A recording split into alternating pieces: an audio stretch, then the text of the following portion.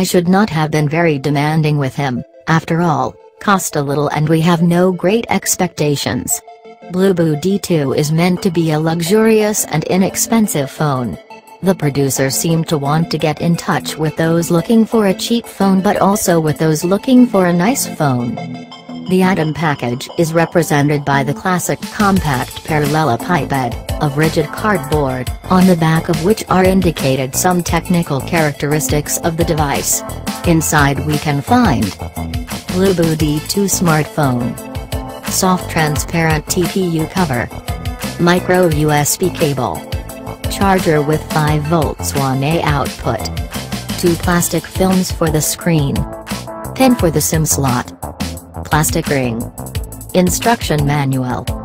Usually, smartphones costing $50-70 look like a pattern and can differ only in brand name, but in Bluboo D2 they tried to make the design pleasant, and even stylish. We had a blue copy in our hands, but there are black and gold versions on sale. The front panel looks quite budgetary, a wide frame, not an elongated screen, although Bluboo is pointing the Corning Gorilla Glass 3. The fingerprint scanner is very neat. The side frames are made of aluminum, and the back panel is made entirely of glass, which makes it necessary to admire them for a long time in the light. Control elements and sensors on the housing at the top of the front panel are proximity sensors, lighting and a front camera with a talking speaker, and below, a fingerprint scanner. The phone also has good parts. It moves okay for the technical specifications it has.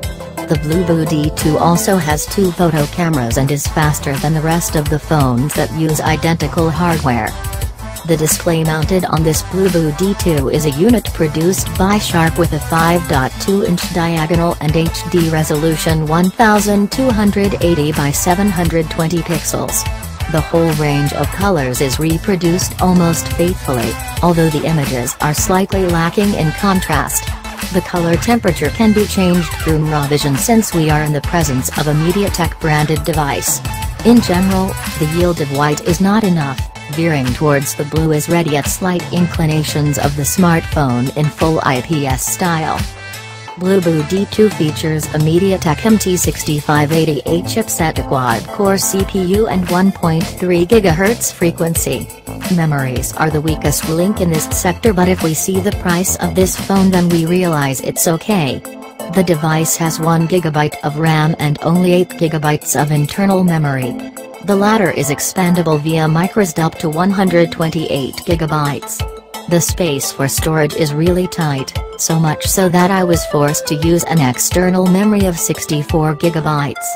The performances could, therefore, have been influenced by this choice. Nickel stuffing allow the smartphone to work 1-2 days without recharging with average use.